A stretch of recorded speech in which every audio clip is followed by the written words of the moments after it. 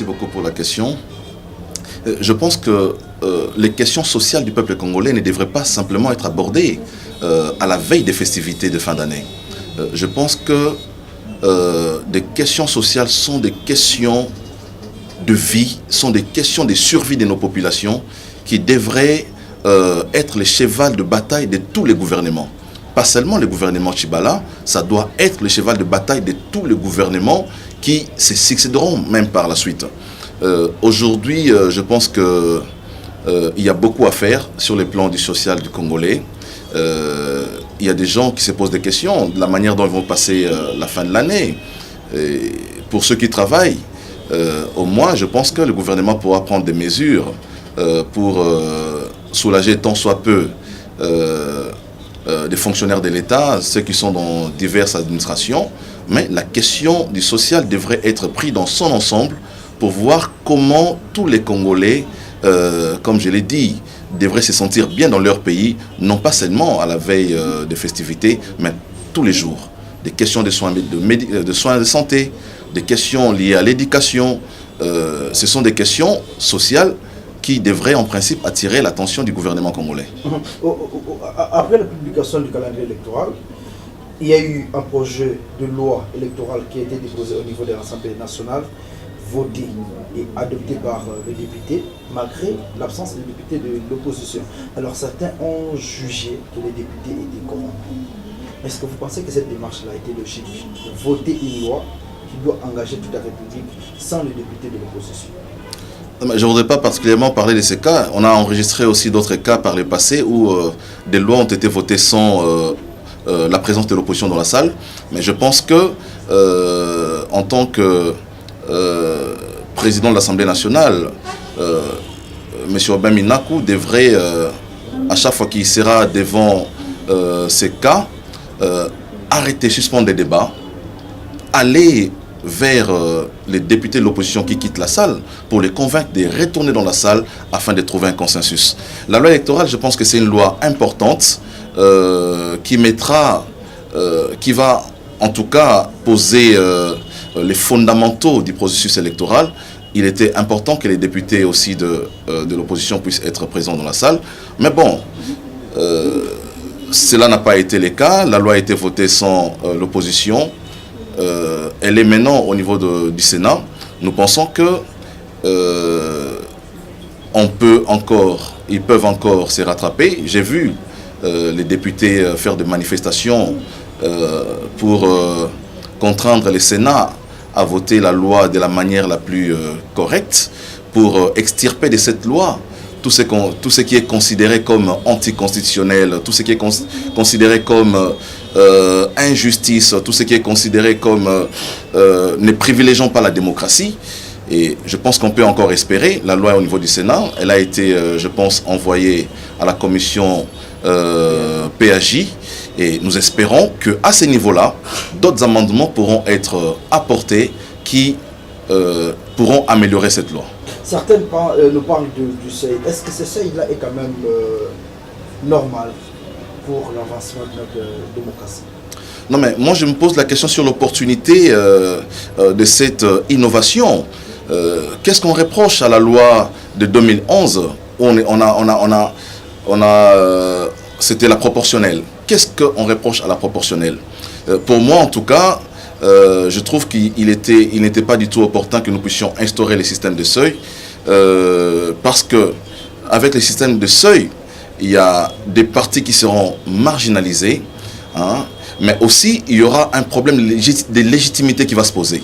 Imaginez, vous êtes dans une circonscription, vous êtes les meilleurs élus de votre circonscription, mais tout simplement parce que votre parti politique n'a pas atteint les seuils, vous n'êtes pas proclamé élu. Hein? On proclame élu la personne qui a moins de voix que vous, la personne sur qui la population n'a pas jeté son dévolu, qui est proclamé élu, alors que vous, les véritables élus, vous êtes éliminé, tout simplement parce que votre parti n'a pas atteint les seuils. Je pense que le vrai problème que pose cette loi, c'est le problème de légitimité. On va connaître un problème de légitimité.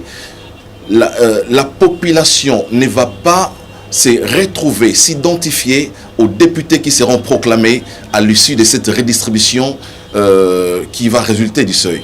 Donc je pense que parler du seuil, encore au niveau national, c'est un peu exagéré. C'est vrai qu'on a rabattu le seuil de 3 à 1%, mais il faudra encore que ça soit au niveau provincial ou que ça soit au niveau de chaque circonscription. Je pense que si la question est abordée dans ce sens-là, on pourra réellement avoir des véritables élus au niveau de l'Assemblée nationale.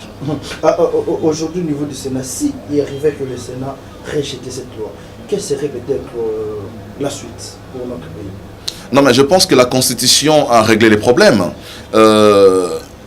Il est établi que si le Sénat vote cette loi en des termes divergents de l'Assemblée nationale, qui est une commission mixte paritaire pour aplanir les divergences.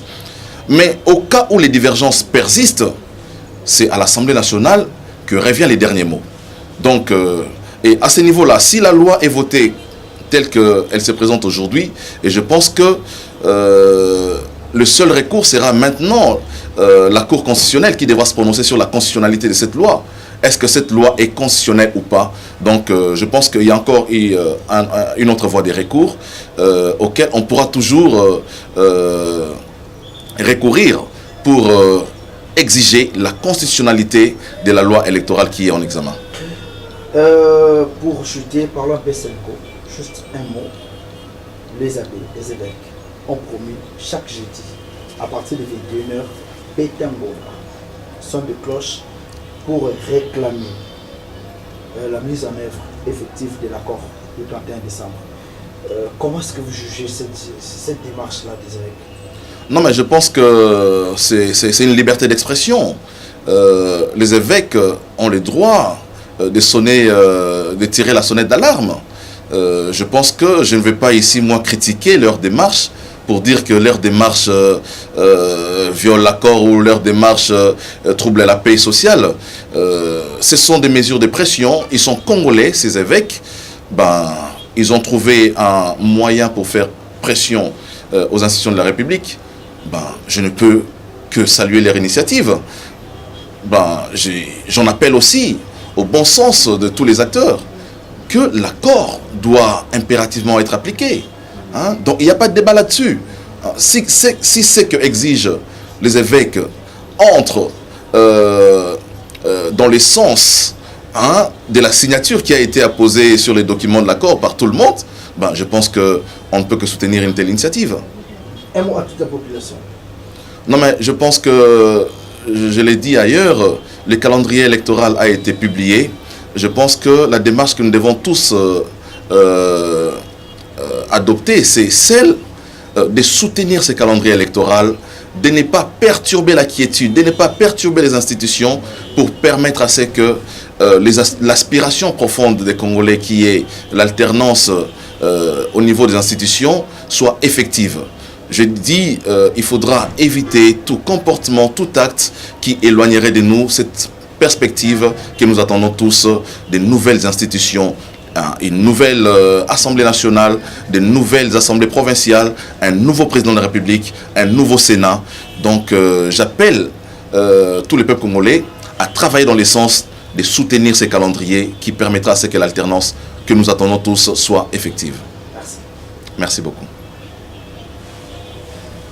La